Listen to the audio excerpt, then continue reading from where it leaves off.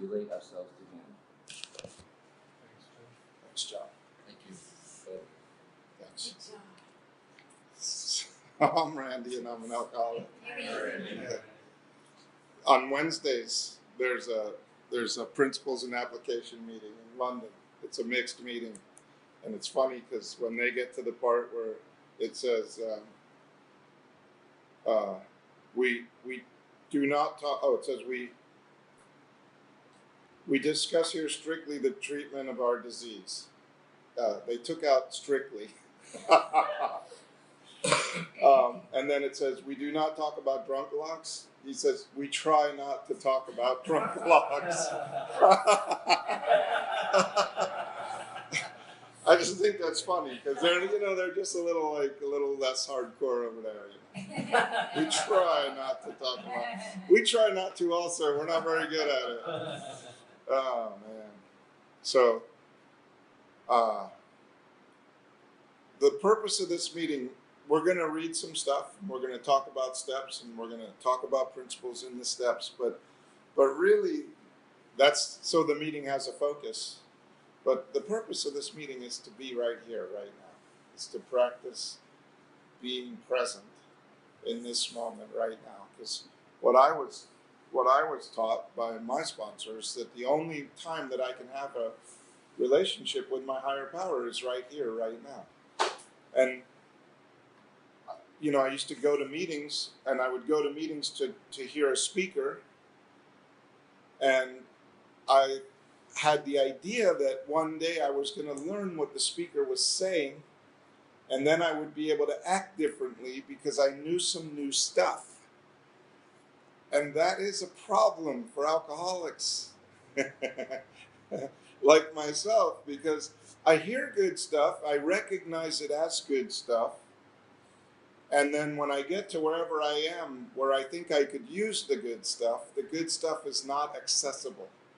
Because all I have is what I had when I heard the good stuff. I have self. And self is like right now, sitting in this meeting, right now, listening to me. You're probably in your mind judging what I'm saying right now. Is that good? Oh yeah, that's good stuff. I'm going to use that later. I was never conscious that I was doing that. I thought I was listening. I thought I was being present. I thought I was doing what I was supposed to be doing in the meeting. I thought I was learning what needed to be learned so that I could practice it later. But really, really, underneath it all, this is the only moment that matters. This one right now. And if I'm practicing the principles, I don't need to learn them because they're already inside of me. I already know everything I need to know. The problem is getting everything I think I know out of the way. It's not learning more stuff, because then I add that new stuff to the stuff I already know, and it's just more self. And I just keep going deeper and deeper and building old character. So it's kind of crazy, right? So why come to a meeting? Why even come? And I think the reason to come to this meeting is to be reminded that you're not here to learn anything.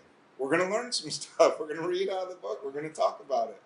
But that's not why I'm here. I'm here to be connected to my higher power right now, to be reminded, because I forget, because I get sucked back into the idea that I'm going to learn something and I'm going to act better later. But the whole thing is right here, right now. It's all right here. The relationship with the power is right now. The being restored to sanity is right now. It's not going to happen later. It's not going to happen because you prayed enough and all of a sudden you were restored to sanity. It's right now. The sanity is right here, right now, in this room. The only problem that I have with insanity in this room right now is when my mind starts talking to me about some girl or some amount of money or some job or something that I think that when I have that thing, then I'll be okay. But I'm never okay because I'm always chasing the thing that is the thing, that if I had that thing, then I'd be okay. I would. So we get to have a spiritual awakening, and the only moment that happens is right now, as a result of these steps, right now. And we started step 12 last week, I guess, out of the 12 and 12. Maybe we'll read that paragraph again. Did you just do one or two paragraphs? Two paragraphs. So the 12th step is having had a spiritual awakening as a result of these steps. As, what did I say? As the result. Having had a spiritual awakening as the result of these steps. What? Read it. You read it. I'll make it up. Having had a spiritual awakening as the result of these steps, we try to carry this message to alcoholics and to practice these principles in all our affairs. Sorry. That's cool. That's what it says. Now, we tried to carry this message is going to be kind of messy, because when are we going to get together, and when are we going to get out there, and how are we going to figure this out to be at the right place at the right time where we could carry this message together. So this is an I program. I've got to do this. I have to carry the message. And the message is the message of Alcoholics Anonymous. It's not my message. The message isn't what I did today.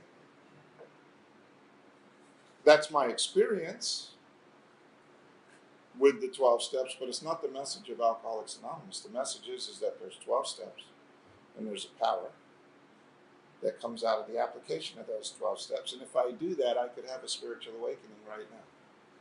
Which means what it says in the book, right? It says the greatest thing, what a spiritual awakening is, which you read last week, but we'll read it right now. This is on page 106 if you have a book, and there's books here if you want. Maybe there are as many definitions of spiritual awakening as there are people who have had them, but certainly each genuine one has something in common with all the others, and these things which they have in common are not too hard to understand. When a man or woman has a spiritual awakening, the most important meaning of it is that he or I have now become able to do, feel, and believe that which I could not do before on my unaided strength and resources alone. I have been granted a gift which amounts to a new state of consciousness and being. I have been set on a path which tells me I am really going somewhere, that life is not a dead end, not something to be endured or mastered. In a very real sense, I have been transformed, because I have laid hold of a source of strength which in one way or another I had hitherto denied myself. I find myself in possession of a degree of honesty, tolerance, unselfishness, peace of mind, and love, of which I had thought myself quite incapable. What I have received is a free gift, and yet usually, at least in some small part, I have made myself ready to receive it. That's the end of the paragraph. We finished. Oh, you finished that one last time? So that's what it feels like to have that's what it looks like. I find myself in possession of a degree of honesty, tolerance, unselfishness, peace of mind, and love, which I thought I had been incapable of. Isn't that amazing? It's amazing. It's amazing. That's what I get here. I don't get new cars, new girlfriends, big chunks of money in the bank, but I get everything that I think that a new girl and a big chunk of money and a new job and a new car will do for me. I get the goods, and I don't have to have the stuff. I get the stuff too. It's weird. The stuff shows up. All the outside stuff shows up, but it's not. The honesty and the tolerance and the unselfishness and the peace of mind and the love come first. Otherwise, I have the stuff and I don't appreciate it. I don't care about it. Because no matter how much I have, because I have alcoholism, I don't even want it. I don't want what I have. I want what you have. So, all right. That's enough out of me. So we're going to read a little bit more? Or we can talk about that paragraph? That was the end of the paragraph that we finished last week. I say we share around